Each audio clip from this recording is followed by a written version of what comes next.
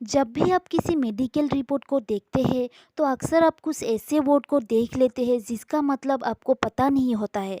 सो आज के वीडियो में हम उन्हीं वर्ड के बारे में बात करने वाले हैं जिसको मेडिकल भाषा में टर्मिनोलॉजी कहते हैं।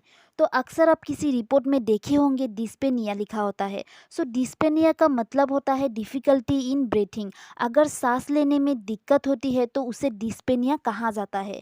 उसके बाद और एक वर्ड है हाइपोक्सिया। इसका मतलब है अगर हमारी बॉडी के टिश्यू में ऑक्सीजन लेवल कम हो जाए तो उसे हाइपोक्सिया कहते हैं। उसके बाद और एक वर्ड है एसाइटिस। इसमें क्या होता है, accumulation of fluid in peritoneal cavity. जब हमारे पेट के पेरिटोनियल कैविटी में पानी भर जाता है या फिर अन्य कोई लिक्विड भर जाता है जिसके कारण क्या होता है, पेट फूलने लगता है, इसको ही एसाइटिस कहा जाता है।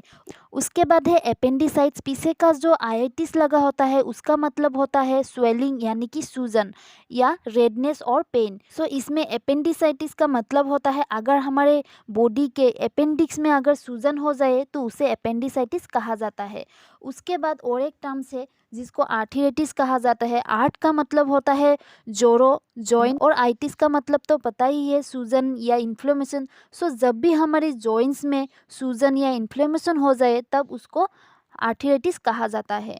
उसके बाद अगला वर्ड है ब्रोंकाइटिस। देखिए जो हमारे सांस लेने की नली होती है उसको हम ब्रोंकस कहते हैं।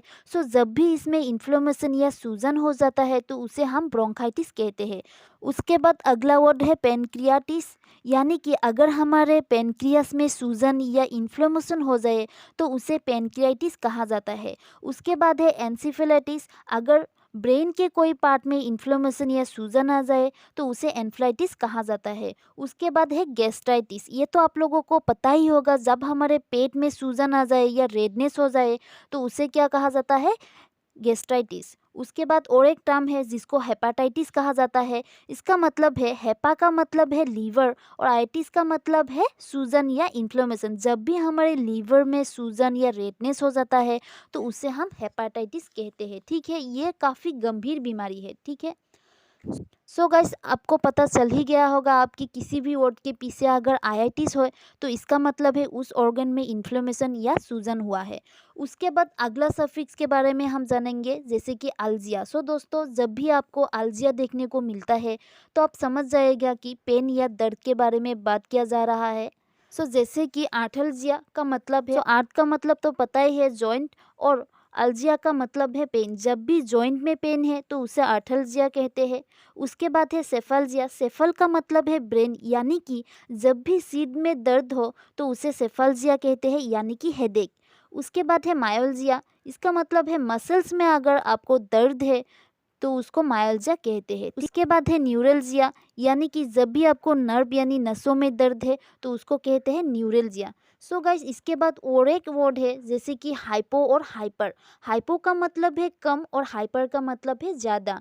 जैसे कि हाइपोटेंशन। हाइपोटेंशन यानी कि लो ब्लड प्रेशर, यानी ब्लड प्रेशर कम होना। हाइपरटेंशन यानी कि ब्लड प्रेशर ज़्यादा आना। सो हाइपो का मतलब कम और हाइपर का मतलब ज़्यादा।